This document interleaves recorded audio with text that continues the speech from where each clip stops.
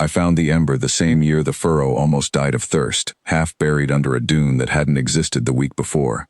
A storm had scoured 6 feet of sand off the old crash bed overnight and left the seal sitting there like it had been waiting, small and dull and iron-colored, no bigger than a fist.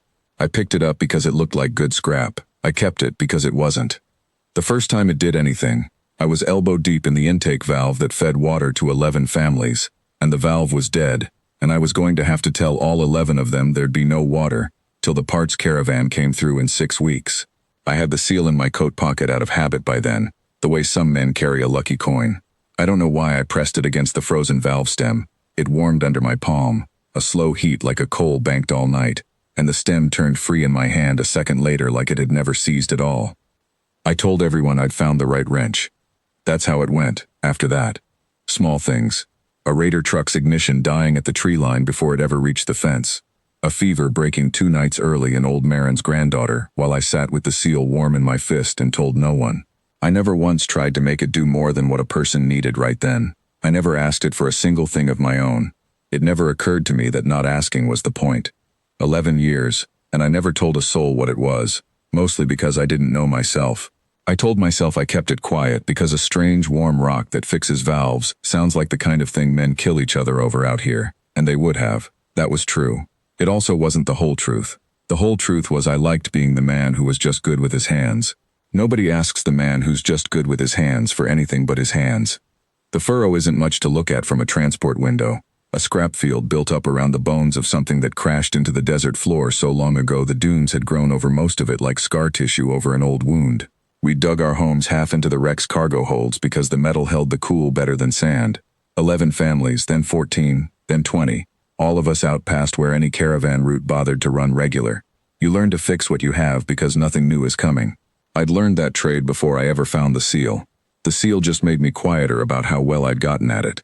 I kept it wrapped in a scrap of engine tarp at the bottom of my tool crate, under the sockets nobody else ever needed, and I only ever took it out at night, when the light it threw wouldn't carry past my own hands. Whatever scrap I turned up that was worth trading, I put it into the settlement store same as anyone. I never once set the seal itself on a trading scale. It wasn't virtue exactly. It was just that the thing had never once asked me for anything back, and it seemed a poor trade to start owing a rock. The Kathir caravan came through the furrow on a morning so bright the salvage yard looked like it was underwater, heat shimmer standing up off the scrap in sheets, 3 transports, banners folded flat against the wind instead of flying, which told me before anyone spoke that this was a search, not a procession.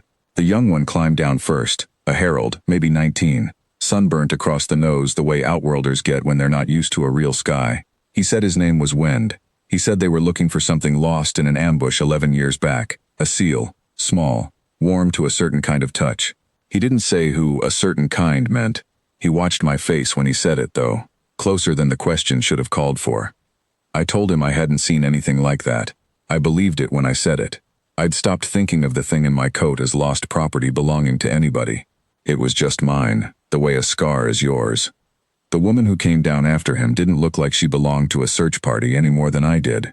No crown, no escort fussing at her elbow. Just dust-colored travel clothes and a face that had clearly slept in worse places than a transport bunk. She introduced herself plainly. Ilsevane, she said, and left it there. The way you do when the rest of the name is a weight you're tired of carrying into rooms. I only learned later that she'd led every one of these searches herself, all 11 years of them, over her steward's quiet objections, that a princess shouldn't waste a decade combing wasteland for a seal that was probably slag by now. The raiders hit that same night, the way they do when they smell strangers with good transports and no local guard rotation memorized. 6 trucks, not the usual 2. Somebody had counted the Kathir banners from a ridge at dusk and gone back to fetch friends. I was at the fence line before I'd finished thinking about it, the seal in my coat like always, a length of pipe in my hand because that was what was nearest, none of it strange to me at all. There wasn't time to be careful about who was watching. The lead truck's headlights were already washing out the fence posts white. I did what I always did. I closed my hand around the seal in my coat and put my palm flat to the pipe and thought about the fence holding, the way I always thought about the valve turning, or the fever breaking, no bigger a wish than that. What was strange was that this time, with strangers watching, the seal didn't warm quietly against my palm the way it always had.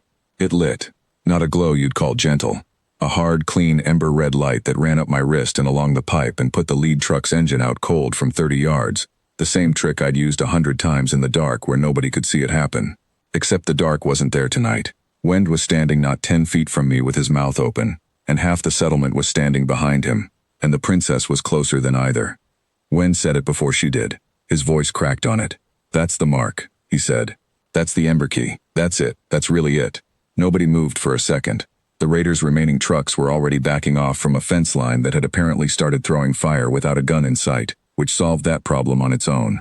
I stood there with my hand still lit red at the fingers like I'd dipped it in something, feeling for the first time in 11 years like the thing in my coat had decided the secret was over whether I liked it or not. Ilsevane crossed the distance without hurrying, which told me more about her than anything Wend had said. She took my wrist, not the seal, my wrist, turned my palm up into the light, and there it was. The thing I'd stopped seeing years ago because I'd told myself it was an old burn scar from bad wiring.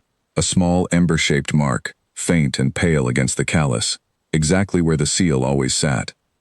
"The covenant says it marks the one who never asks it for himself," she said, quiet, like she was reading something off a much older page than the moment in front of her. Not a bloodline test, not a strength test. 11 years of a man not asking. She looked up at me, and there wasn't triumph in it, or relief exactly. Something closer to the look of someone who'd been carrying a question so long she'd half forgotten what it would feel like to set it down. My steward told me it was probably slag in a dune somewhere, and I was chasing a habit, not a hope. I told him I'd rather chase a habit for the rest of my life than stop looking for the truth of who held it. Wend was already writing. Fast, hand shaking a little. Camp log, date, witnesses, the mark, the words spoken. I found out later that in the Kathir courts a thing isn't fully true until somebody's written down that they saw it happen and signed their own name under it, and Wend signed his first, before hers, before mine.